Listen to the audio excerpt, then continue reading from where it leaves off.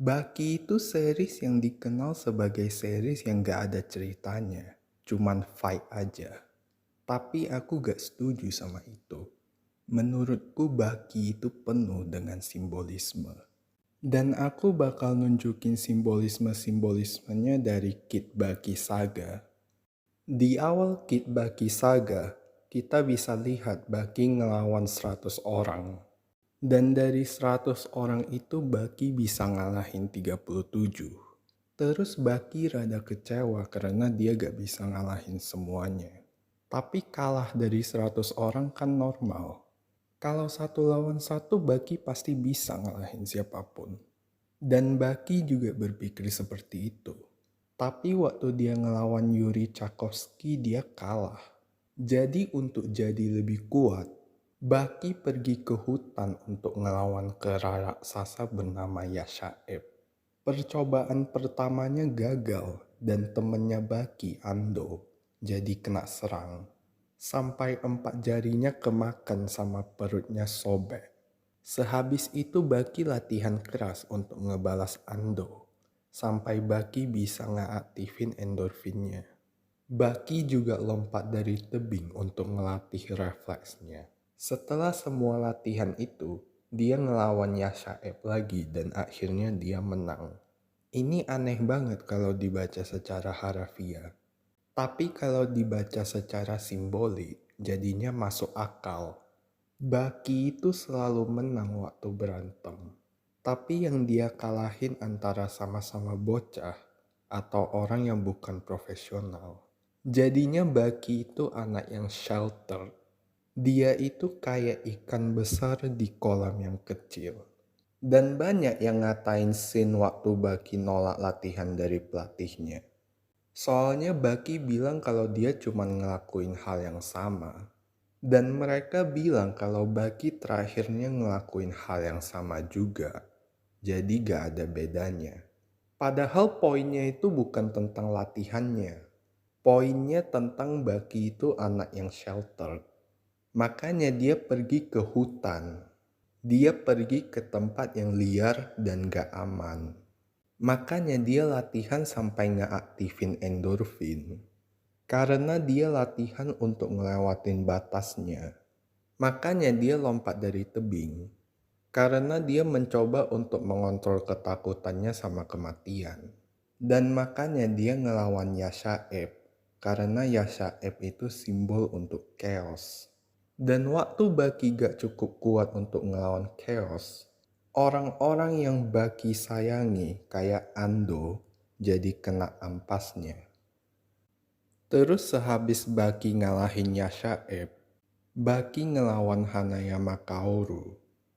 Bos Yakuza berumur 15 tahun. Dan karena Hanayama itu Yakuza, dia gak berantem dengan cara yang resmi.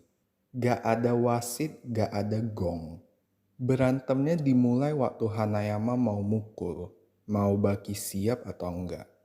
Ini nunjukin kalau Hanayama itu juga simbol untuk chaos.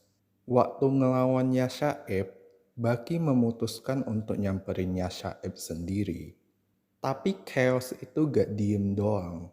Chaos bakal datang mau kau mau atau enggak. Dan karena Baki memutuskan untuk ngelawan Yashaeb, dia jadi cukup kuat untuk ngelawan Hanayama. Terus Hanayama juga punya genetik yang luar biasa. Dia gak perlu latihan, tapi dia udah lebih kuat dari Yashaeb. Sedangkan Baki itu badannya kecil, dan dia butuh latihan keras untuk jadi sekuat Hanayama. Jadi Baki lawan Hanayama itu kayak David lawan Goliath. Cerita underdog gitu. David si pengembala ngelawan Goliath si raksasa. Tapi ada miskonsepsi. David bukan underdognya. Karena kemenangannya David itu sangat mungkin. Ketapel yang David gunakan itu senjata yang overpowered banget. Dan bukan hanya ketapelnya David overpowered. David itu juga orang pilihan Tuhan. Sama kayak Baki. Baki itu punya bakat untuk ngelihat aliran kekuatan. Dan bukan cuman itu. Baki juga anak dari makhluk terkuat di dunia. Jadi kemenangannya Baki juga sangat mungkin. Jadi apakah Baki emang underdognya di situasi ini? Kalau kemenangannya sangat mungkin. Kalau menurutku, Baki itu tetap underdognya.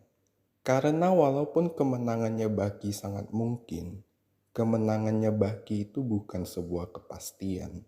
Karena yang dia lawan itu adalah Hanayama Kaoru. Hanayama punya tato di punggungnya bernama The Standing Man.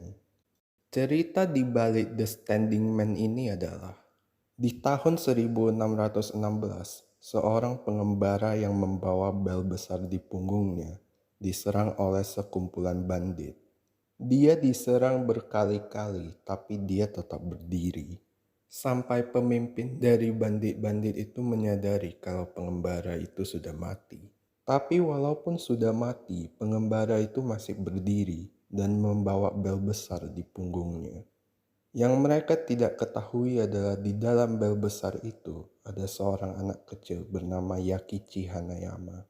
Dan sebagai penghormatan, setiap ahli waris laki-laki di keluarga Hanayama akan diberi tato The Standing Man di punggungnya. Hanayama Kaoru juga diberi tato yang sama. Tapi dia tidak puas sama tatonya.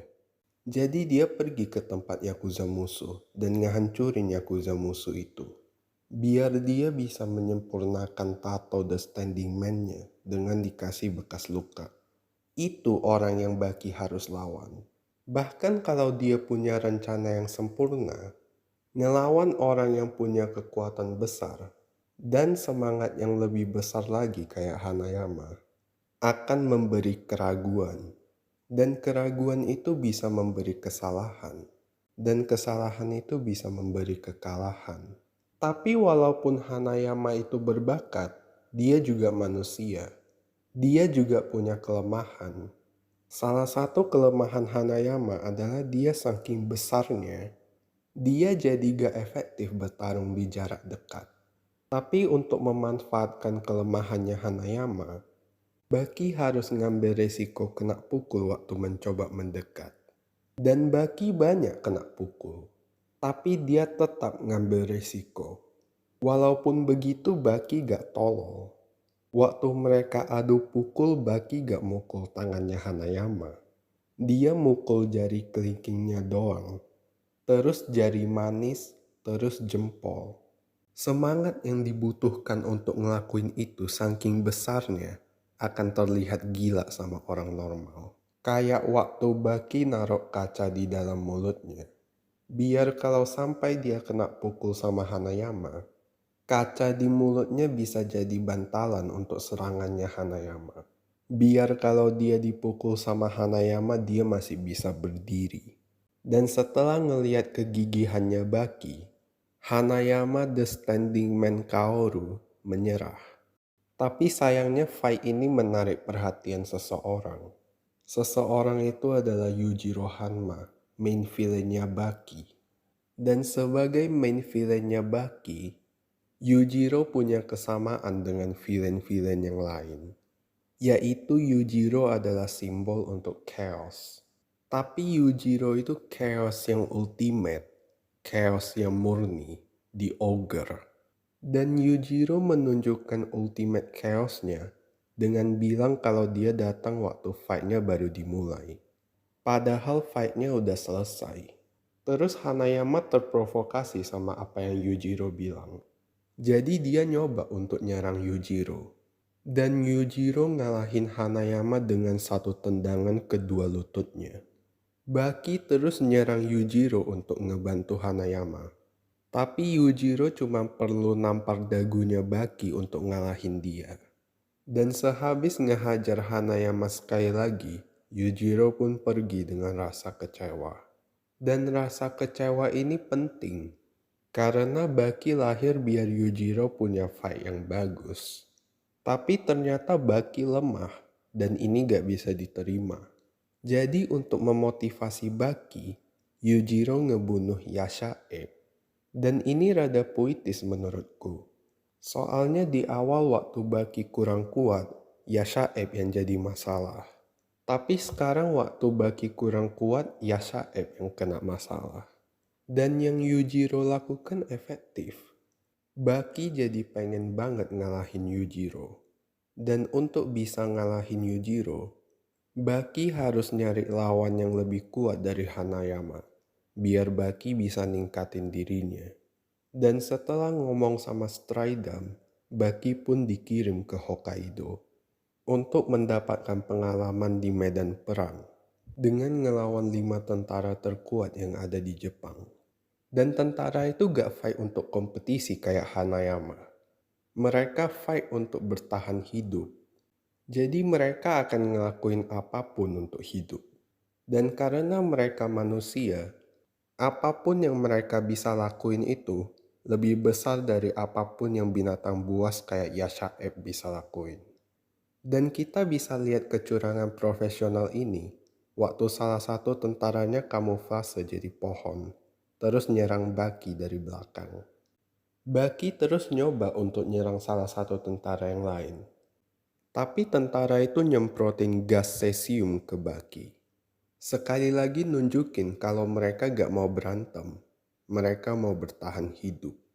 Dan untuk bertahan hidup, mereka butuh makan. Jadi mereka bikin Baki jadi makanan mereka. Tapi agar Baki jadi makanan yang enak, mereka harus nunggu selama 4-5 hari. Jadi kalau Baki gak ngapa-ngapain, dia bisa hidup selama 4-5 hari. Tapi kalau dia nyoba ngelawan, dia mungkin langsung mati. Tapi Baki emang gak mau cari aman. Baki mau jadi lebih kuat. Jadi Baki ngelawan salah satu tentara itu. Dan tentara itu ngebalas dengan menyayat Baki. Sekali lagi mengingatkan kalau fight ini gak adil. Karena musuhnya bisa tinggal nyayat vitalnya Baki untuk menang. Tapi karena musuhnya bisa menang dengan mudah, Baki bisa bikin vitalnya jadi umpan untuk menang. Ngasih lihat kalau walaupun tentara itu nyoba untuk cari aman dengan pakai senjata, pada akhirnya semua pilihan ada resiko. Dan karena dia bergantung sama senjata, waktu senjatanya gak ada dia jadi gak bisa apa-apa. Dan tentara-tentara yang lain juga punya pola yang sama. Gak adilnya Quraisy itu dia selalu nyerang dari belakang.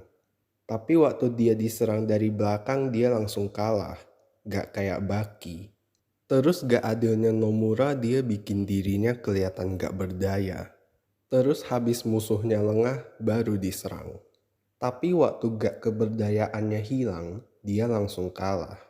Terus gak adilnya si kembar mereka keroyokan. Tapi waktu mereka disatuin sama Baki, mereka kalah. Terus setelah mereka semua kalah, Nomura ternyata punya multiple personality. Dan personality lainnya itu pemimpin mereka, Gaia. Baki terus nyoba untuk nyerang Gaia, tapi serangannya gak ada yang kena. Dan alasan yang Gaia berikan adalah Baki latihan dengan sangat keras. Dan walaupun badannya tumbuh, badannya juga jadi tersiksa. Dan karena badannya Baki gak menerima cinta, badannya jadi sekutunya Gaia. Gaia lalu nunjukin badan yang diberi cinta itu seperti apa. Badan yang lebih kecil dari Baki, tapi gak punya luka. Badan yang dibentuk secara natural, gak kayak Baki. Tapi itu gak benar. Kalau cara latihannya Baki salah, badannya gak akan jadi gede. Jadi Gaia salah. Dan untuk tahu kenapa Gaia salah, kita harus balik ke awal fight-nya. Di awal fight-nya, Gaia ningkatin adrenalinnya untuk ningkatin kekuatan fisiknya. Baki juga bisa ngelakuin hal yang sama. Baki bisa ningkatin kekuatan fisiknya dengan ningkatin endorfinnya. Jadi kalau sama, kenapa manggakannya kasih nama yang beda? Nama tekniknya beda karena cara mendapatkannya beda. Untuk Baki bisa dapetin endorfin, dia harus ngedorong fisiknya. Tapi adrenalinnya Gaia gak perlu. Dia bisa ningkatin adrenalinnya sesuka hati. Karena Gaia dan tentara-tentara yang lain itu simbol untuk nature. Tapi Gaia bukan simbol nature yang sama kayak Yashaeb. Yashaeb itu nature yang menyerang, nature yang dari luar. Kalau Gaia itu nature yang dari dalam, nature untuk mengambil jalan termudah. Waktu lawan Hanayama, tangannya sampai dibikin hancur, tapi Baki masih lanjut. Tapi waktu lawan Gaia, Baki hampir nyerah. Tinggal nyoba lagi aja lain kali, waktu situasinya lebih perfect. Itu yang Baki pikirkan waktu lawan Gaia. Tapi waktu Baki nyerah, badannya yang refleks ngelawan Gaia. Karena latihan keras gak mengkhianati. Gaia lalu ngelempar Baki ke atas, terus ngebanting Baki dari ketinggian. Dan untuk nge-counter serangan itu, Baki gunain teknik yang dia pakai untuk mendarat pakai parasut.